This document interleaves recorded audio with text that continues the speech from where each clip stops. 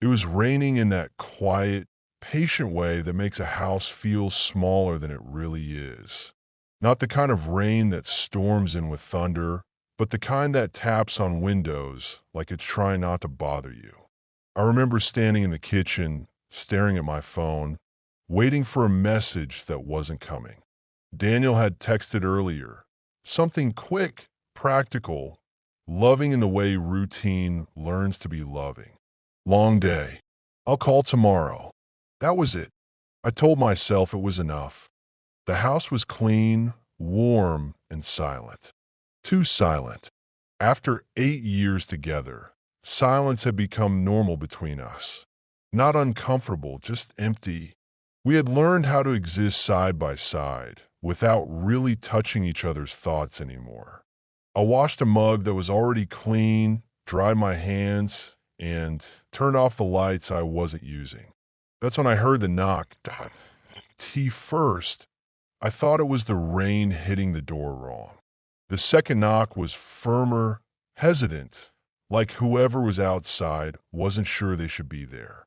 I checked the time. Almost 9. No one ever came by that late. I opened the door, just a crack. He stood there soaked through, hair plastered to his forehead, jacket heavy with rain. He looked younger than me, maybe late 20s, with the kind of tired eyes that come from carrying too much without knowing where to put it down. He didn't smile. He didn't rush. He just stood there, rain dripping off the edge of his sleeve onto my porch. "I'm sorry," he said. His voice was calm but thin. "I know this is strange." I should have said no. I should have asked who he was, why he was there, or told him to go find shelter somewhere else. Instead, I asked the one question that felt safe. "Are you okay?" He nodded once, then shook his head. "Not really."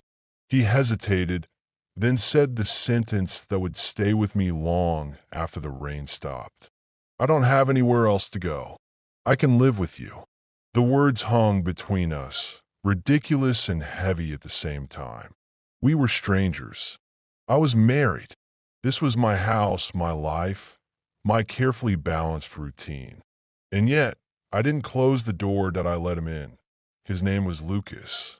I gave him a towel, an old one from the hall closet, and watched him dry his hands like he was afraid of breaking something.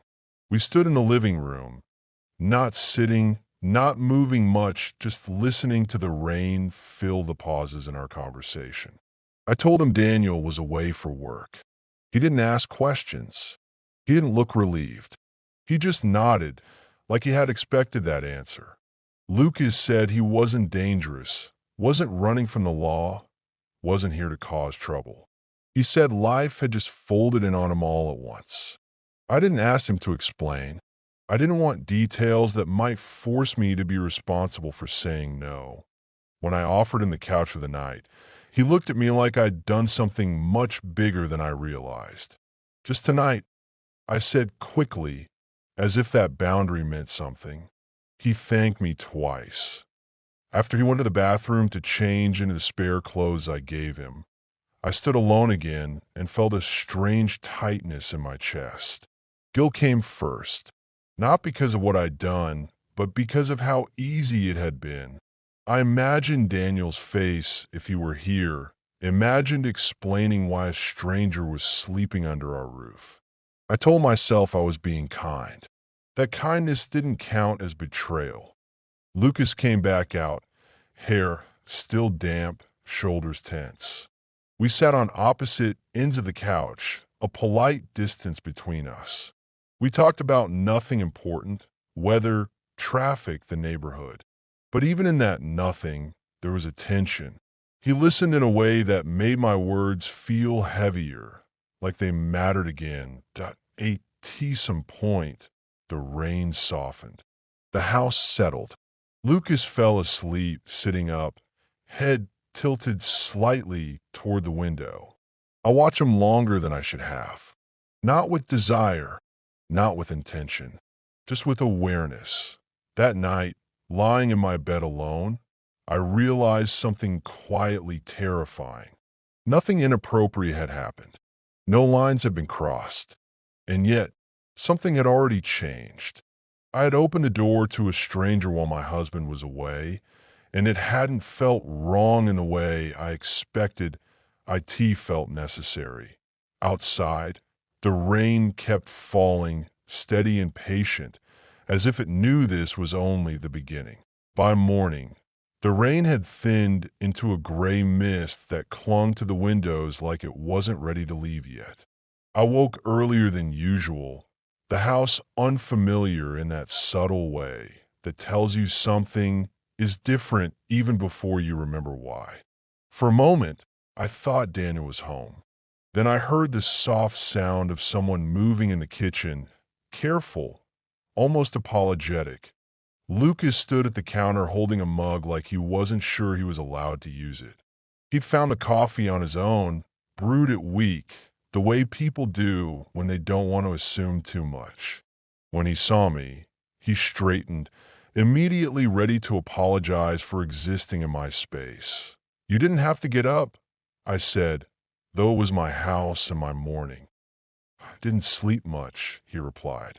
There were faint shadows under his eyes. "I can leave if you want." The words were reasonable, expected, and yet the idea of him walking back out into the damp morning made my chest tighten. I told him to stay, just for breakfast, just until the rain cleared. I kept adding just to everything, as if repetition could keep things from growing that we ate quietly at first. The silence wasn't awkward. It was careful, the kind where both people are measuring their steps. Lucas thanked me again, then stopped himself, embarrassed. I told him he didn't need to keep saying it. He smiled at that, small and uncertain. Over the next few days, just for now, stretched without either of us saying so. Lucas slept on the couch, folded his blanket every morning, washed dishes before I noticed they were dirty. He took up as little space as possible, but his presence filled the house in ways I hadn't expected. The rooms felt warmer, lived in, less like a place I passed through between work and sleep. Daniel called every night. We talked about schedules, groceries, the leaky faucet he still hadn't fixed. I didn't tell him about Lucas right away. Not because I was hiding something specific, but because I didn't know how to explain it without making it sound bigger than it was. Or maybe smaller. I wasn't sure which would be worse. Lucas and I started talking in the evenings, usually after dinner. Nothing dramatic. Stories about where we grew up, jobs we'd hated, places we'd almost moved to but didn't. He laughed softly, like he'd learned not to draw too much attention to himself. When I talked, he listened without checking his phone, without interrupting, without trying to fix anything. I hadn't realized how rare that had become. One night, he told me he'd been with someone for a long time. Not married, but close enough that the ending still hurt. He didn't say who left or why. He just said, "I stayed longer than I should have because it felt safer than being alone." The words landed harder than he probably intended, that I found myself thinking about him during the day, wondering if he'd eaten, if he was bored, if he was okay. When Daniel texted, I answered, but slower than before. Not on purpose, just distracted. I told myself that concern wasn't the same thing as attachment. There were moments I noticed myself crossing small lines, sitting closer on the couch, sharing things I hadn't told my husband in years, laughing a little too easily. Each time, I pulled back just enough to reassure myself I was still in control. But control is strange. You don't lose it all at once. You sit down piece by piece, convinced you can pick it up whenever you want. Point one afternoon, I came home early and found Lucas fixing the loose hinge on the cabinet Daniel had complained about for months. It was such a simple thing, but it made my throat tighten. Not because of what he'd done, but because of the thought that crossed my mind without asking permission. Daniel never gets around to things like this. The realization scared me. Comparisons are quiet, but they're dangerous. That night, after Lucas went to bed, I sat alone in the living room and replayed the last few days. Nothing physical, nothing explicit. And yet, if I were honest, I was already choosing him in small ways. Choosing his company, his attention, the way he made the house feel less empty. When Daniel called, I almost told him everything. The words sat right behind my teeth. Instead, I said I was tired and promised we'd talk more when he got back. He said he missed me. I said it back, hoping it still sounded true. Later, lying in bed, I stared at the ceiling and listened to the rain return, light but persistent. I knew then that whatever this was, it wasn't temporary anymore. I hadn't crossed a line I could point to, but I had stepped far enough that turning back would require admitting something I wasn't ready to name. And somewhere down the hall, Lucas slept under my roof, close enough that the truth felt louder than the rain. Daniel came home on a Thursday evening, earlier than I expected. I heard his key in the door while I was in the kitchen, and my first reaction wasn't relief. It was panic. The sound felt intrusive, like a light switching on in a room I hadn't meant anyone to see yet. Lucas was in the living room, pretending to read, though I could tell by the way he looked up too quickly that he'd been listening for the same sound. For a second, we just looked at each other. Nothing passed between us that could be called a plan, but there was an understanding. I went to the door. Daniel looked tired, travel-worn, familiar. He hugged me, kissed my cheek, asked about dinner. Everything was normal in the way routines insist on being normal, even when they're about to crack. I told him we had a guest. I kept my voice casual, careful. He raised an eyebrow, curious but not alarmed. Lucas stood when Daniel came into the room. They shook hands. Lucas introduced himself, explained his situation briefly, politely. Daniel listened, nodding, his expression open in that practiced way he used at work.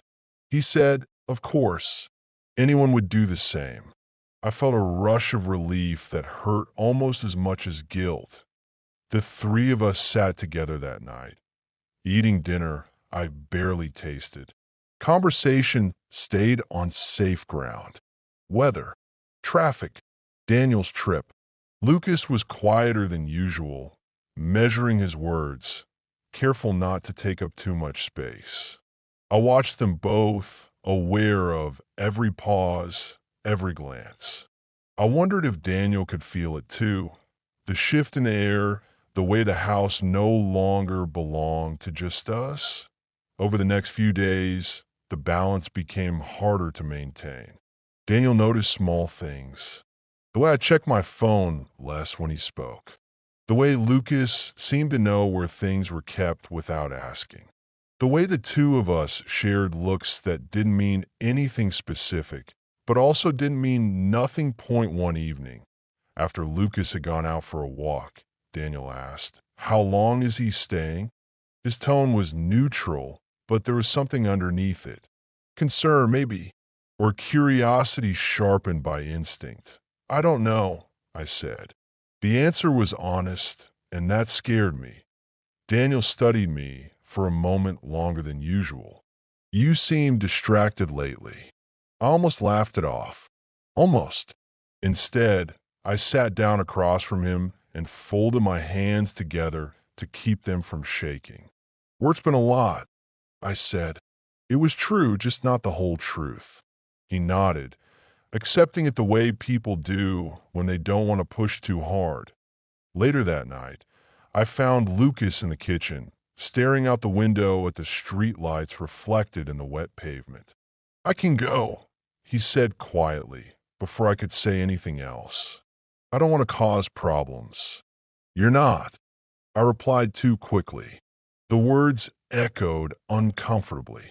He looked at me, searching my face for something I wasn't ready to give. I changed the subject. We talked about nothing until it felt safe again, but safety was becoming a fragile thing. Daniel and I started arguing over small details. Who forgot to buy milk? Whose turn it was to take out the trash? The kind of arguments that aren't really about what they're about. Each one left a residue of resentment that settled quietly, unnoticed until it was everywhere. One night, Daniel asked me directly, "Is there something you're not telling me?" The question landed softly, but it knocked the breath out of me. I thought about lying. I thought about confessing everything. Instead, I said, "I don't know how to explain what I'm feeling." It was the closest I could get to honesty without breaking something beyond repair that he didn't push further. That hurt more than if he had. As the days passed, the awareness between Lucas and me grew heavier. We never touched, never said anything explicit, but there were moments, shared silence on the couch, the way he said my name, that felt more intimate than any physical gesture.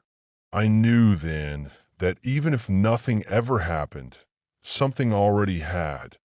The night it became undeniable was ordinary. Daniel was asleep. Lucas and I were cleaning up after dinner. Our hands brushed accidentally at the sink. We both froze. The contact was brief, meaningless in any practical sense, but it sent a jolt through me that left no room for denial. Lucas pulled his hand back immediately. "I'm sorry," he said, like he'd done something wrong. That I shook my head, unable to speak for a moment. In that silence, I understood something I hadn't wanted to name. This wasn't about Lucas being there. It was about me wanting him to be dot. I went to bed that night, knowing I'd crossed a line I couldn't point to, but couldn't undo either. The house was quiet again, but it no longer felt empty. That it felt full of consequences waiting to happen. I didn't sleep that night. I lay beside Daniel, listening to the slow, familiar rhythm of his breathing, and felt like a guest in my own bed. Every time I closed my eyes, that brief moment at the sink replayed itself. Not the touch, but what it had revealed. The wanting. The fact that I hadn't pulled away first WY morning. The house felt tense, like it was holding its breath. Daniel left early for work, kissing my forehead the way he always did. It should have comforted me. Instead, it felt like a reminder of everything I was risking without having the courage to say it out loud. Lucas was already awake, sitting at the table with his jacket folded neatly beside him. He didn't look up when I entered the room. "I've been thinking," he said quietly. "I should go." The words hit harder than I expected. Part of me wanted to argue, to insist he stay, to pretend that removing him would solve everything. Another part, quieter but more honest, knew that this was the right thing, even if it hurt. "We need to talk first," I said as we sat across from each other, the space between us suddenly enormous. I told him what I hadn't been able to admit to myself until now. That letting him stay had changed something in me, that I felt closer to him than I should, that it wasn't fair to any of us. I didn't say the word love. I didn't need to. The truth was heavy enough without it. Lucas listened without interrupting. When I finished, he nodded slowly. "I knew," he said. "That's why I can't stay." There was no drama in his voice, just acceptance. That made it worse. Daniel came home that evening earlier than usual. He took one look at the packed bag by the door and then at me. "What's going on?" he asked. I told him the truth, or as much of it as I could without hiding behind excuses. I told him I'd let someone into our home and into myself in a way I shouldn't have. I told him nothing physical had happened, but that didn't make it okay. I didn't blame Lucas. I didn't blame Daniel. I took responsibility. Finally, Daniel sat down heavily, running a hand over his face. For a long time, He didn't say anything. The silence was worse than anger. When he finally spoke, his voice was steady but strained. So you were already leaving, even if you didn't walk out the door. I had no answer that wouldn't sound like a confirmation. Lucas stood awkwardly near the door, unsure if he should leave or stay. Daniel looked at him then, really looked at him, and nodded once. Not in forgiveness, but in acknowledgement. I don't think you're the problem, he said. But you can't be here anymore. Lucas agreed. He picked up his bag and turned to me. For a moment, I thought he might say something final, something that would make it harder to let go. Instead, he said, "Thank you for the shelter and for the honesty." Then he left. The door closed softly behind him. The sound echoed through the house like something breaking. Daniel and I sat together after that, not touching, not arguing, just existing in the aftermath. "I don't know what happens next," he said finally, "but I need space to think." I nodded. That was fair. He took a few things and went to stay with a friend. When the door closed behind him too, the house felt larger than it ever had before. That night, I walked through the rooms, noticing details I'd taken for granted. The picture frames, the worn spots on the couch, the life we'd built carefully and quietly. I realized then that even though no dramatic line had been crossed, everything had still changed. The rain started again, light and steady. I stood by the window and watched it fall, knowing that some choices don't announce themselves loudly. They happen in small, reasonable steps until you look back and realize how far you've gone. And in the quiet that followed, I understood that restraint doesn't erase damage. Sometimes it only makes it harder to see until it's too late. Time has a way of smoothing the sharpest moments, not by erasing them, but by teaching you how to carry them without cutting yourself every time you move. The weeks after Lucas and Daniel left the house were quiet in a different way than before. Not empty, honest. There was no one to perform for, no routine to maintain. Just space and the truth sitting in it with me. Daniel and I talked eventually, not right away. At first, our messages were practical, bills, mail, the kind of things you discuss when emotions are still too raw to touch. When we finally met in person, it was in a neutral place, a small cafe that smelled like burnt coffee and second chances. We didn't argue. We didn't apologize endlessly either. We talked about what had been missing long before the rain, long before Lucas knocked on the door. He said he felt me pulling away for a long time and hadn't known how to reach me without pushing. I admitted I'd mistaken loneliness for absence and attention for connection. Neither of us was wrong. Neither of us was entirely right. We decided not to rush anything. Some things need distance before they can be understood. Lucas never contacted me again. I thought about him more than I expected to, especially on rainy days. Not in longing exactly, but in recognition. He had been a mirror I wasn't prepared to look into, reflecting parts of myself I'd ignored because they didn't fit neatly into the life I'd chosen. I hoped he found somewhere to land that didn't feel temporary. Living alone again forced me to sit with questions I'd avoided for years. What does it mean to stay? What does it mean to leave?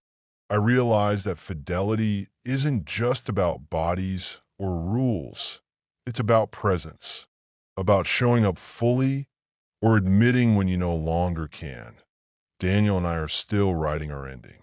Maybe it leads back to each other, slower and more honest this time. Maybe it doesn't. What I know now is that love doesn't survive on comfort alone, and kindness, when it crosses into secrecy, can become its own kind of betrayal. Sometimes, late at night, when the rain taps gently against the windows, I think back to that first knock on the door. How easy it would have been not to answer. How answering didn't ruin my life, but it did reveal it.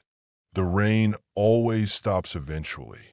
What matters is what you do while it's falling, and whether you're willing to face what's waiting when the sky finally clears.